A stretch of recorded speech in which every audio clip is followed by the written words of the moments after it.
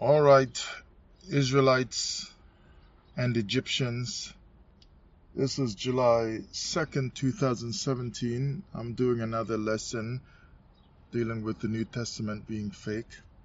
This lesson is dealing with a big question that does not stop being asked. It just keeps being asked no matter how many times people answer this question. And I haven't addressed it directly myself, but I've given the answer in a few of my lessons. So today I'm going to ask the question directly and begin to answer it. And in the future, I'm going to answer this question again in another lesson, coming from a different angle than one would expect. But today I want to ask the question, which will be the title of this. It's dealing with the sacrifice. When people are asking, if you don't believe in this Messiah, where is your sacrifice? So my lesson is entitled The Big Sacrifice Question. Egyptian believers in a 2,000-year-old Messiah of Coptic, Greco-Roman, Hebrew origin from the tribe and land of the Roman colony of Judea. They asked the big question, if you don't believe in this Golgotha skull and bones Calvary Messiah, then where is your sacrifice? And I pointed it out that way, being Egyptian, because the people who believe in this skull and bones Messiah from Golgotha, look up Golgotha, the place of the skull, hill of the skull, skull and bones. You're going to see this is all the same stuff. It's a big trick by the Romans, and you still got skull and bones around today. Now, this is an Egyptian trick, because the Romans and the Greeks were dealing with the Egyptians, because we know the Greeks conquered Egypt. They were learning the religious system of Egypt, and they pulled off this big trick to teach the Hebrews and the world that Jesus, or the Messiah, by any Hebrew name you want to call him, as I usually say, was the Son of God who was crucified on Calvary. There is no truth that is close to that. The Son of God was not crucified on Calvary. In fact, I'm going to show in this lesson that the Son of God is never crucified in order to be saved. How can you kill someone in order to save them? If your house is on fire and you call the fire department, all the trucks are outside, they're spraying water and so on, and you get one or two fire marshals come and take a look at the place and so on, then they send someone up in their special fire suit and all their paraphernalia, their oxygen tank, to let them breathe in the flames and so on. They're going upstairs to get your child. You got your son up there stuck in a room. Are they going to kill that child and take him out? Or are they trying to do their best to bring the child out alive? The point of salvation is to give life. Now you can understand why I opened up saying, hello, Hebrews and Egyptians. Because this whole thought of killing a son for the purpose of salvation or for religious purposes, to give the people salvation, is Egyptian teaching. It's a part of ancient Egyptian religion. And the Most High said, do not do after the teachings and the beliefs and the practices of who? The Egyptians. Here it is, Leviticus 18 verse 3. After the doings of the land of Egypt, wherein ye dwelt, shall ye not do.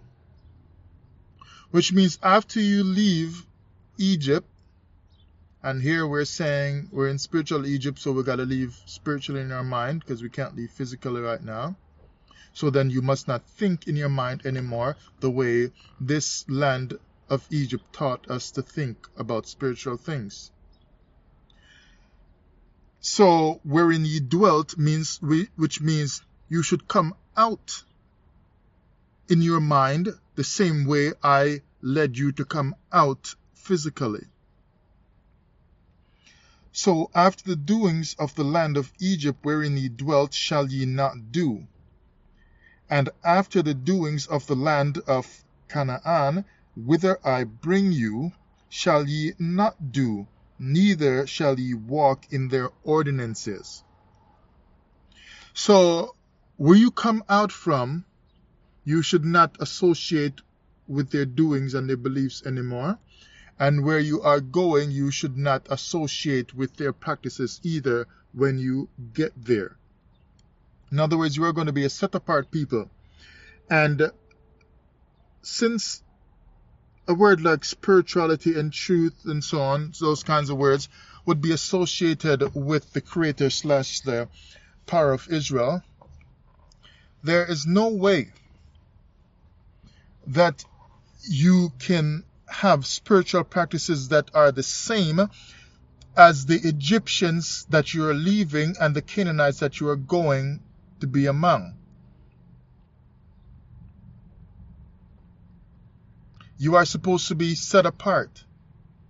If you are the same as those that you came out from and the same as those that you are going to be with, you are not set apart. How can you be set apart when you're doing the same things? This is why I fail to understand, now reading the Bible for myself, how the Creator will ask people to kill all these animals to do sacrifices unto Him, when the heathen nations were doing those sacrifices to get salvation and forgiveness and blessings and so on. Heathen nations were killing animals for sin and for blessings from the gods, and for victory in war. They killed animals in sacrifices and burnt them and so on for those things. And you do the same thing when you want your blessing. You get your Hebrew priests and high priests and so on, and you let them kill all these animals so you can get blessing, so you can get rain, your crops will grow, and so you can get victory as well when you go into war. And you tell me that is set apart from what the heathens were doing in their lands? So you're butchering these animals to get the victory in war, that you're going to go and fight against, let's say, one of the Canaanite tribes. And that same Canaanite tribe is butchering and killing the same kind of animals that you are slaughtering. And they do it to their God. You're doing both the same practices because the power is in the sacrifices. My so far study of the sacrifices from the ancient world leads me to understand that the power is in the sacrifice. So if you're doing the same kind of sacrifice as the other people, you got the same kind of power. It is not the God that determines the power of the sacrifice. It is the sacrifice, the type of sacrifice, and the way it was carried out.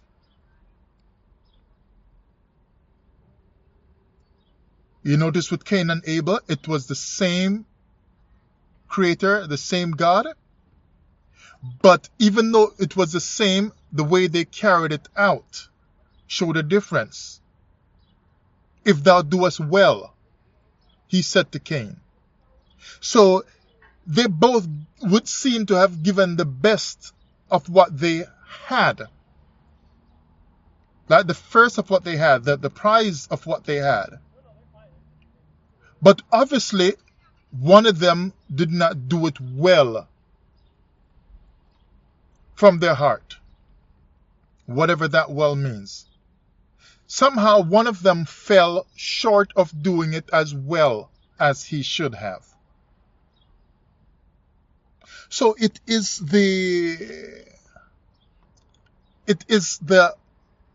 strength of the sacrifice, or the way and the procedure of the sacrifice. It is the way that it is done well in its procedures, which stem from the heart desiring to do it well. So if that Canaanite tribe just wants a victory now, but they're going to do this very well according to their Baal prophets.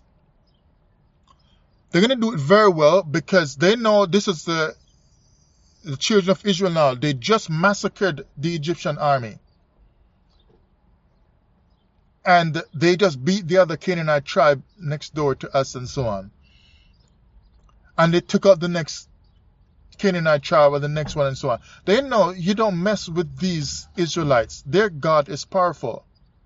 So we are going to make sure we do every part of this animal butchering sacrifice very well. The most expert and well-experienced Canaanite priests will do this sacrifice before we go fight these children of Israel that just massacred Egypt. Until Egypt became the basis of all the kingdoms of the earth. We got to do this sacrifice well. We want the best kind of steer, the best kind of bull, the best kind of whatever. So now Israel is like, man, we're on the roll here. The Most High weeded out a lot of these wicked people already, and, you know, in the wilderness, and he told us, hey, he swallowed up some in the earth and so on, and he warned us through Moses, hey, if you guys keep messing up, I'm just going to do the same kind of judgments unto you. So they're like, they're thinking, we're going to do the sacrifice well to the Most High, to the best we can, because we've been getting victory after victory. Doing the sacrifice as well is all that's expected. They already told Pharaoh, let us go so we can sacrifice to our God in the wilderness. So they believed in sacrifices. So they're like, we have to do this very well. That's the thinking in their mind. So we can get the next victory to take over the land of Canaan. So you're doing your sacrifice, and the Canaanites doing their sacrifice. You are worshiping Yahweh. And the Canaanites, from what I read in history, are worshiping Yahweh. You are killing animals, and the Canaanites are killing animals. I don't know. Maybe I'll read that some other time. Pick that up some other time. But as we can see, though, he's telling them, don't do the same as these other people. Be different. Different from what was done in the land of Egypt, and different from what you're going to see in the land of Canaan, where I'm going to bring you. Shall ye not do, neither shall ye walk in their ordinances. They had ordinances like animal sacrifices and human sacrifices. And you are going to offer your animal sacrifices, and you are also going to offer your human sacrifice in the form of your Greco-Roman Hebrew Messiah. Your Coptic Greco-Roman Hebrew Messiah. Because this is Egyptian teaching. To kill your son. And we know in the ancient world, I've told you already how they did it. Well, we all know it. They'd come and take your children. You got to give up your child from your house. Now, when it was your neighbor's child, I mean, you feel very sad and broken because this is your neighbor's child. But you're just so big a relief that it's not your child. So you're like, wiping your forehead. It's like, man, you can stop trembling now. You feel as sad for your neighbor, but you're glad it's not your child.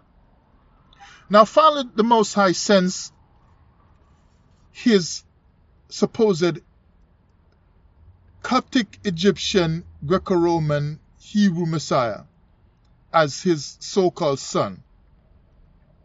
And so sometimes, since it's not your son, your child that gets killed in these ancient sacrifices in these wicked nations that were silly because they were killing their own children for salvation, which didn't make any sense.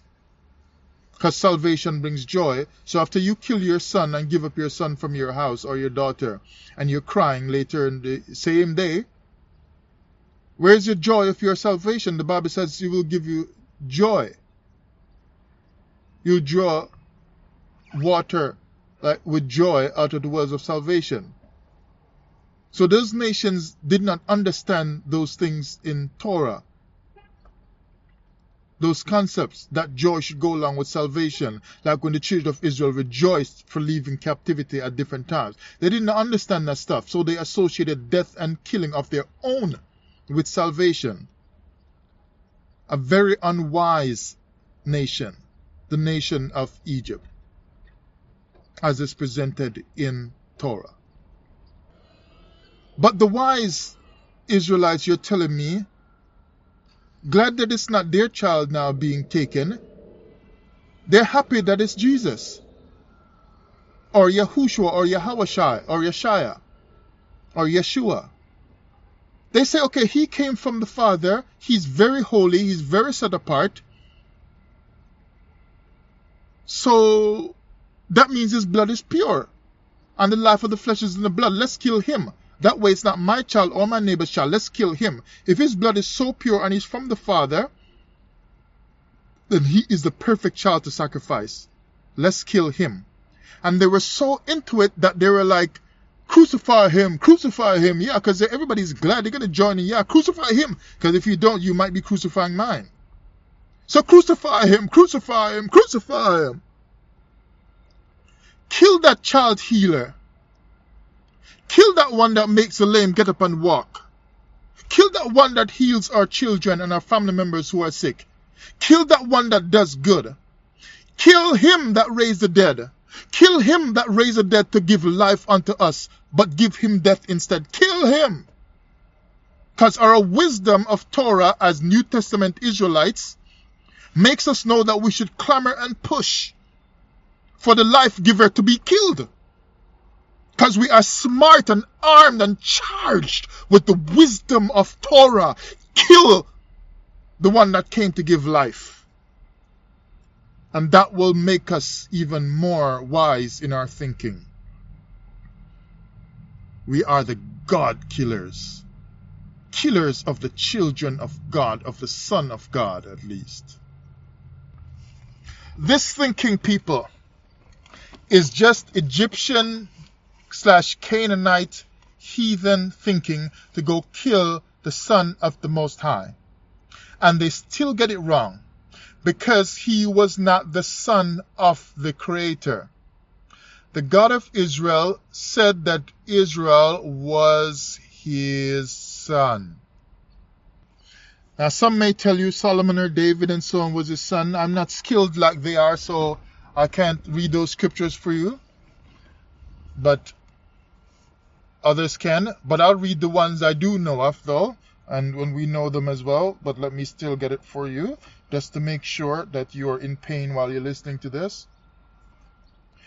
Exodus chapter 4 verse 22, the Most High speaking, and thou shalt say unto Pharaoh, thus saith the Most High, Israel is my son, even my firstborn. And so when we deal with Israel here now, he's talking about the children of Israel. So it's a big group of people. It's a lot of people in the millions.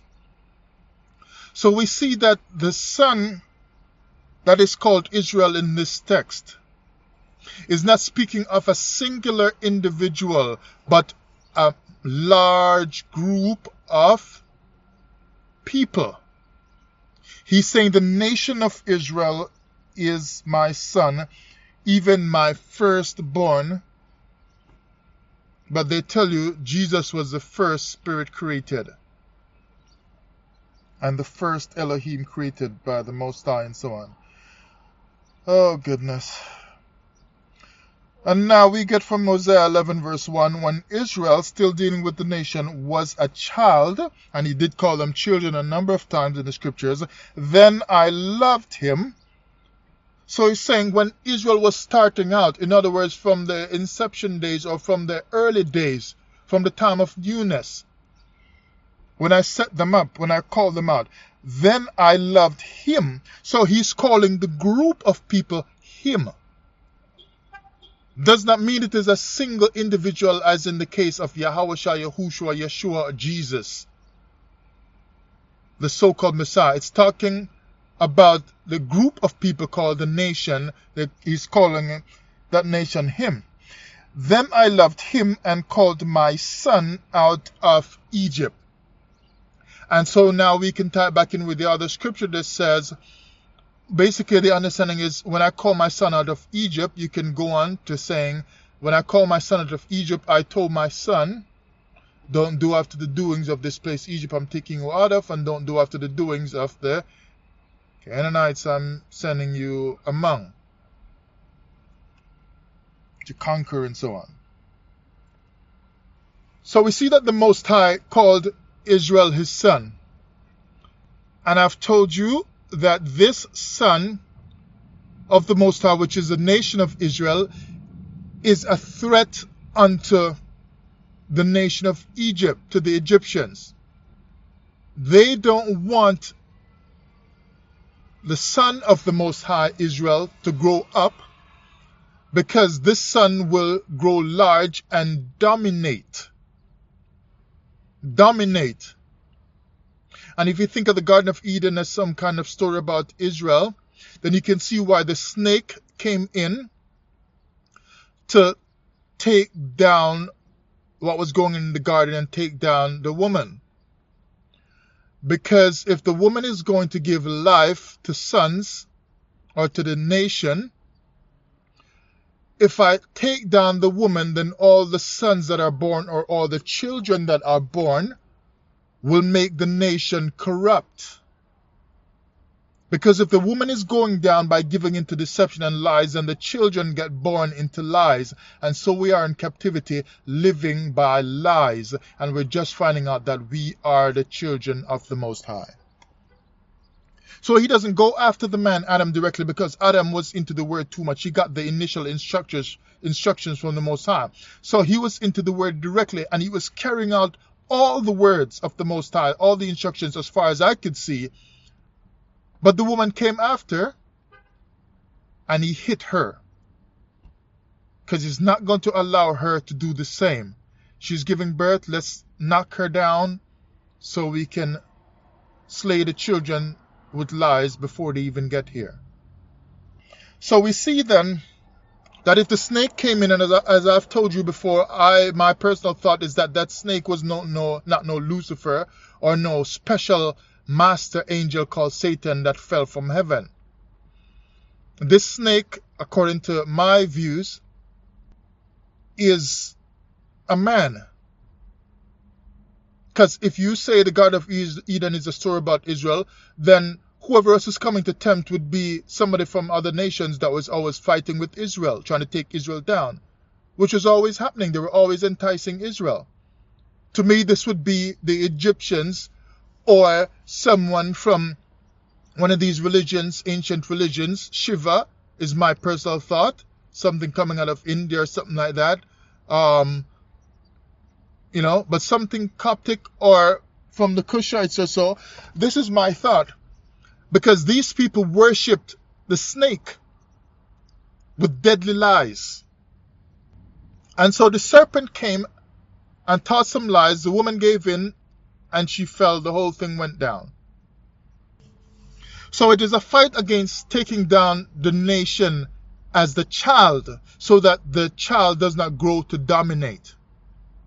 And if we look in Exodus here, we can see even that there's a fight against the son of the Most High.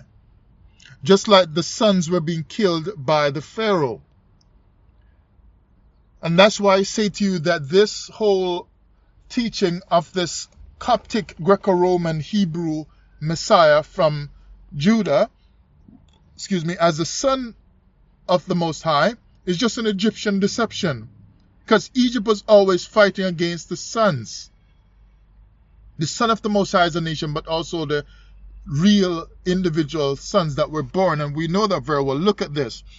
Look at the fight and strategy that Egypt carried out against our people. Exodus 1 verse 16. And he said, talking about the Pharaoh, when ye do the office of a midwife to the Hebrew women, and see them upon the stools, if it be a son, then ye shall kill him.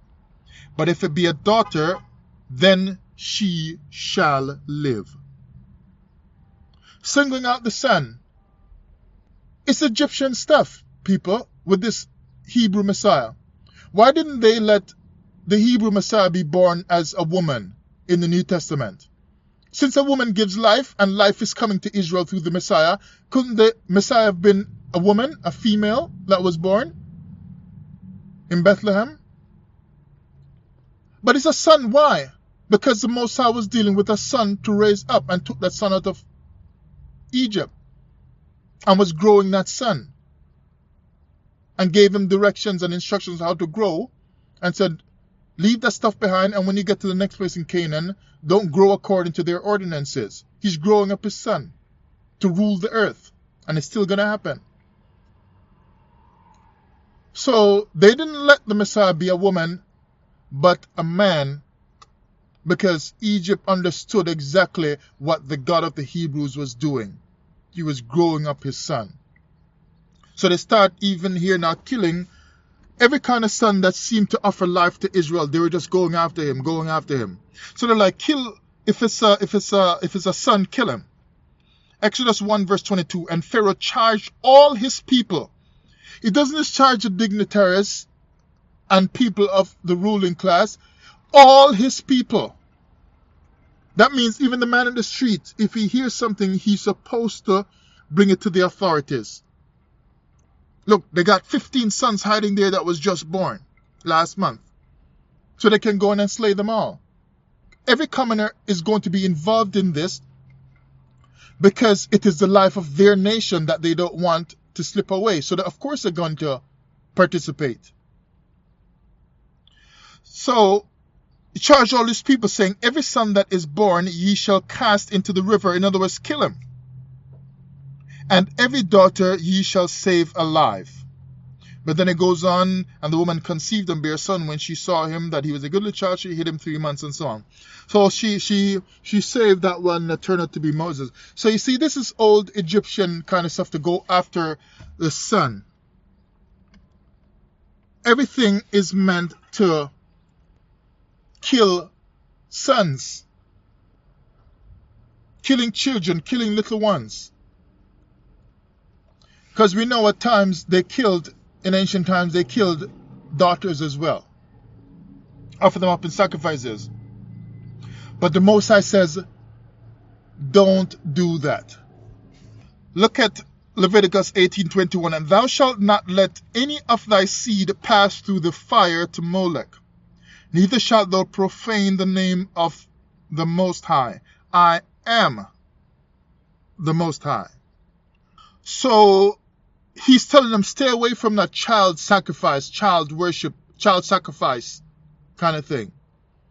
But Hebrews offered up the child of the Most High that came and was born in Bethlehem, supposedly, and say that that is pleasing unto his father. You would cry if they offered up your child when it's time for sacrifices.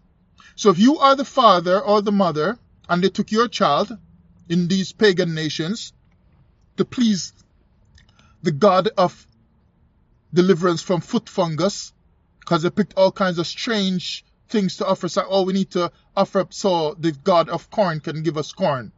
The god of sun can give us sunlight, because the sun has gone away too long in the winter months. The god of rain will give, the god of, the god of war, the god of this, the god of whatever. So you see foot fungus breaking out in your house, and in the neighbor's house, all in the street, all in the village. And the priests are like, O king, the foot fungus god is angry with the people of the land. We need to offer some more children. So they come now and they want to offer up your child. You are not happy. You are in tears. You are crying. You are hurting. Is it worth having another child? Because you're just going to come back for that child in 2 or 3 more years. Possibly. But you're crying, you're cowbawling. It is not pleasing to you when your son is killed for sacrifice. And you're telling me the Romans wrote a book and told you that our people sacrificed their God's son, the Father's son, and that is pleasing? And he was involved in it, in giving up his son like that for your salvation? That doesn't sound right.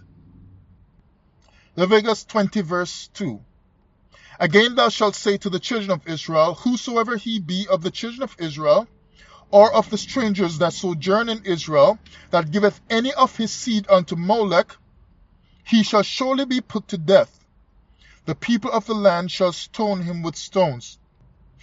Verse 3, and I will set my face against that man, and will cut him off from among his people, because he hath given of his seed unto Molech, to defile my sanctuary, and to profane my holy name. So child sacrifice for religious purposes was supposed to bring death. You're supposed to be stoned. So Israelites seeking salvation through offering up the child or the son Jesus should have been stoned. And so there would be no benefit of salvation unto them if you're dying from being stoned. You're not supposed to offer your son or anybody's son in sacrifice as human sacrifice. And what the New Testament is telling us is that they did a double whammy in the New Testament skull and bones Golgotha sacrifice.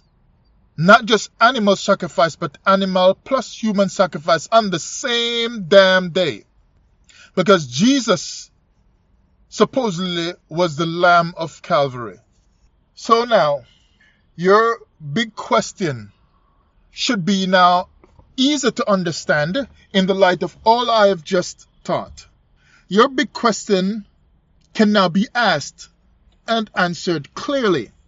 See, I didn't answer it up at the start, because once the setting of all that information in scriptures and reasoning has been given, the only way people are going to continue to teach you that you should believe and trust in Jesus for your salvation, and that he gave you salvation 2,000 years ago and so on, and forgave your sins and so on, is if there are teachers that are lying teachers. So your big question is, if you do not believe in the Coptic, Greco-Roman, Hebrew Messiah, where is your sacrifice? And it doesn't seem to strike these people with any level of common sense. Because sometimes we get so biblical that we lack all levels of common sense. And so the common sense here would spark something in your mind to let you think, with a question sign in your mind.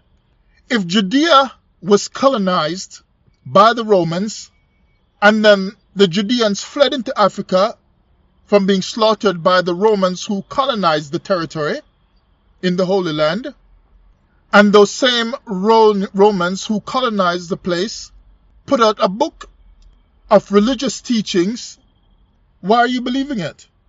There's no difference here now. We've been colonized for so long and taken into slavery for so long. And now they're teaching us, our little ones now in school, that Africans journeyed from Africa as entrepreneurs to start farming businesses. I mean, did the Africans have problems farming in Africa? And there are different levels to the lie, because they'll just call them Africans. They don't want to say the Israelites who were living in Africa. So we lose the common sense. So I got one more scripture to read to answer your question now. My question comes upon the heel of your question. Your question is, if you don't believe in this Messiah, where is your sacrifice? My question is, when are you going to die? When are you going to die? Because the Bible tells me that the Most High says you should die. Deuteronomy verse 18, 20 to 22, you know it very well. But the prophet which shall presume to speak a word in my name, which I have commanded him to speak, or that shall speak in the name of other gods, even that prophet shall die. The teachers teaching you to worship Jesus should die according to Torah. It's the judgment and the consequence of teaching such things. Because I just showed you that the Most High said the nation of Israel was his son. So when you use a book from the colonization of the Romans in Hebrew lands to say that another God written about by the Romans, verified by the Romans, I've yet to see some ancient or 2,000-year-old Hebrew set of books showing us that the Messiah came, but I can find some Roman published books called the books of the New Testament that were published. And the Romans still continue to make money off the sale of these Roman Gospels today. Because you and I don't get money from the stories in the New Testament, but somebody else who runs a publishing company, don't they get the profit from the sales of these Bibles that were freshly written in New Testament times? We know the Hebrews had their scrolls long before that, but we know the New Testament scrolls came up in New Testament times when the prophets of Israel had stopped prophesying and the scribes had stopped writing their stuff. Because Israel was taken down, so there was no official word coming out anymore from Jeremiah and so on, and Isaiah and them who had died. They'd stopped. So if new books are coming up when the Romans take over, that means the Romans are publishing it. The Romans are writing it. The Romans are doing it all. And notice the clever trick. They confiscated all the books that they could from the Hebrews, their scrolls, and confiscated even the Egyptians' books in their libraries as well. Between the Romans and the Greeks, they confiscated all those books. But they allowed new books or New Testament books to be published. And you don't say that there is a trick to it? If there is a trick, and there is, then common sense from the Common Sense Bible version should tell you that they were getting rid of the other long-standing information and replacing it with the new information from the new book, the New Testament. Therefore, one would logically question the truthfulness of what is in the new book. Because you can look in the writings of Isaiah and try to verify it with some other copy that they found of the writings of Isaiah here and there and so on, the Old Testament books. Just like when they found the book of the law, I think with Josiah. Okay, 2 Kings chapter 22 and verse 8. And Hilkiah the high priest said unto Shaphan the scribe, I have found the book of the law in the house of the Most High. And Hilkiah gave the book to Shaphan, and he read it. And some are saying this is most likely the book of Deuteronomy. So they had all the books that they could verify, so they could say, oh, we went astray, and verify the information, and then they could start to do things more correctly. So the Hebrews had their other scrolls that they could look back and verify. If you tell me the New Testament was the truth from the Most High, who sent his so-called son Jesus as a single son, a single man as a son, and the Romans published this New Testament for Hebrews. But you see what I'm trying to say, though, is that when the New Testament was written, no Hebrew could verify what was written and published by the Romans in the Gospels and the Pauline epistles and so on. They could not verify those writings with all the copies of the New Testament that were written by other Hebrews and by prophets and so on. From like 100 years ago, 1,000 years ago, and so on and so forth. They could not verify because it was a new thing. So, works of the Old Testament writings could be verified by comparing it with older writings of the same books to see if they were correct. The New Testament could not be treated in that manner because it was a new work by the colonists who colonized Judah. So now you understand why I say that the Hebrews fled and ran, because they didn't want this Jesus stuff. So they were being slaughtered, so they ran from Jerusalem. Why did they not want this Jesus and so were being killed and slaughtered? Because they could not place any trust in him, because they could not verify information about him. And I would go farther to say my belief is that nothing could be verified of him because he never lived. They didn't walk around seeing Jesus for 33 and a half years, raising the dead and healing the sick and so on. The man, as far as I can tell, never lived. So when they say a book coming out telling them about a man who never lived, they're like, look, we better run. We better get, you know. So your scripture here now,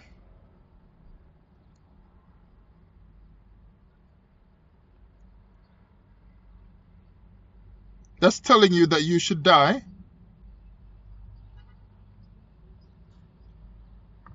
From Deuteronomy 18 verse 20 to 22, but the prophet ends up in verse 20 saying, in the name of other gods, even that prophet shall die. So people who are teaching about Jesus shall die. This is not me just trying to curse you. This is just what the Most High is saying. To teach this kind of teaching about Jesus, another God, is to be speaking the words of other gods. And in this case, it's a God called Jesus. He's a God that is known worldwide by a lot of people worldwide who know that Jesus is a God that is worshipped by many people on the earth. So when you are teaching people to worship Jesus or Yahushua and so on, by giving him a Hebrew veneer, even though some keep him in a Greek or English veneer, death is just a consequence of your prophetic actions to be prophesying about salvation in this, according to this Jesus. Verse 21, and if thou say in thine heart, how shall we know the word which the Most High hath not spoken? See, this is what you should do. When you ask if you don't believe in this Messiah, where is your sacrifice? That's the wrong question. It should be replaced with a question like the Most High's own question. Because his question is a better question that leads to wisdom. His question is, and if thou say in thine heart, how shall we know the word which the Most High hath not spoken? That's what you should be asking. How do we know if we should believe in this Jesus or not? Instead of asking me, where's your sacrifice? The Most High says he doesn't deserve, what's the word? He doesn't like these sacrifices. He wants a sacrifice of a broken heart. He doesn't delight in those kind of animal sacrifices because he knows they are heathen.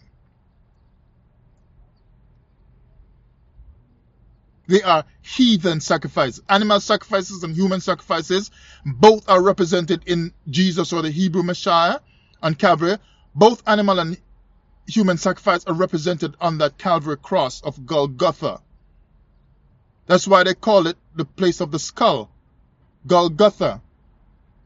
Because it is a place of death. Not just because people are killed up there, but it's because the doctrines connected to it are doctrines that lead to death. And when you die, you go down into the congregation of the dead. And there you remain in the congregation of the dead with dead doctrines that have no Torah life or Torah truth in them. Verse 22. So he says, now when a prophet speaketh in the name of the Most High, if the thing follow not, nor come to pass, that is the thing which the Most High hath not spoken, but the prophet has spoken it presumptuously, thou shalt not be afraid of him. So you won't have any fear of what he's saying. You won't have any fear of judgment. You won't even have the fear of the Most High. by listening to that prophet. Because he's not telling you truth. So it doesn't lead you to the fear of the Most High. Because you might say, well, I teach Torah, but I believe in the Messiah and I teach the Messiah as well. So I do have the fear of the Most High because I teach Torah. But what you're not seeing is that you don't have the fear of the Most High. Because you're teaching Egyptian doctrines. And your wrong teachings and your lies about an Egyptian Jesus or an Egyptian Messiah is a breaking down of Torah in your own mind and in the mind of people who are trying to learn the truth of the Most High. So you have no fear of Torah. If you feared based on Torah, feared the Most High, you would not be breaking down the walls. Like the scripture says, an adder will bite him. That's what's going to happen. The death is going to come. And the Most High says, even if he's speaking in the name of other gods, even that prophet shall die. So death is just going to be a consequence. So when you say, where is your sacrifice? That's the wrong question. Because you don't need sacrifice of animals or of messiahs to die for you. The Son is Israel, and you can't get a whole bunch of people put up on a cross at Calvary. Millions of people as the Son to put up on a cross. The Son is the nation. And since the nation was already in Judea, the Son did not have to be sent because the Son is the people. The Romans pulled a fast one on us. There is no sacrifice, as I mentioned in my last video in the fake series. But I'm going to be hitting this topic of the sacrifices in a heavy and very massive way. That's going to be like a whole series unto itself, where I'm going to really address this whole issue of the sacrifices. The Most High does not want these sacrifices. He spoke of sacrifices simply because the Hebrews were already doing it. But even people like David was saying, the Most High don't delight in that stuff. Final point. As I read through the scriptures, I realize that if we look now at Israel being the son, or the nation being the son of the Most High, and he says, let my son go free. The son is never killed in order to attain salvation. The son isn't killed and wiped out. But someone else may die in order for the son to be set free and receive salvation. So no wonder they had to say Jesus resurrected, because they know that if you're saving a son, the son can't be dead. So if they kill Jesus on the cross, they have to raise him back up to sell the New Testament doctrine. But Israel the son, as in the case of Egypt and all the other times when they were in captivity in the book of Judges, Israel as a son was not killed and wiped out in order to be receiving salvation from the Most High. But other people were killed from the other nations that were holding them hostage in captivity. But the son Israel himself was always saved and not killed and wiped out. So, where is your sacrifice? It is not on the cross.